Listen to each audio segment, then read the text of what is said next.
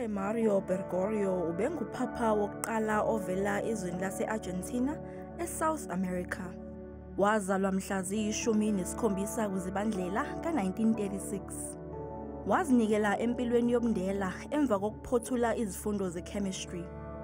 NgoNdasa ka-1958 waba ingxenye yenhlangano yezindela ebizwa nge-Society of Jesus, nokuyinhlangano eyenza imisebenzi ehlukene emphakathini. Ngo-1969 wagcotshelwa esigabeni sobupriste. Ngonyaka ka-1973 kuya ku-1979 wahola inhlangano i-Society of Jesus e-Argentina. Waphothula izifundo zobudokotela ku-theology eGermany ngo-1986.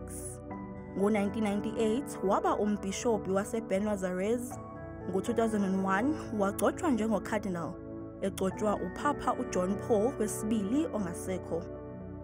NgoNdasa ka-2013 uJorge Bergoglio waqokelwa kwesokuhola ibandla lamaRoma Katolika kulandela ukwesula kukaPapa uBenedict XVI ngenxa yokugula. Lokhu-ke kwakwenzeka okokuqala ngqa kuleli bandla. Waqoka ukusebenzisa igama likaFrancis ukulandela ezinyathelweni zikaFrancis wase-Assisi owayephila impilo yompofu. UPapa uFrancis wamangaza abaningi ngesikhathi ekhetha ukuhlala endlini engenabo ubukhazikhazi obusesigodlweni eVatican City. Lokhu-ke kwangokokuqala njengoba oPapa abaphambi kwakhe babehlala kuso lesi sigodlo. UPapa uFrancis uzokhumuleka kakhulu ngokuba nothando kubantu ababukelwa phansi kanye nabahluphekayo. Uphinde wagqugquzela amalungelo abesifazane kanye nokuhlonishwa kwabo.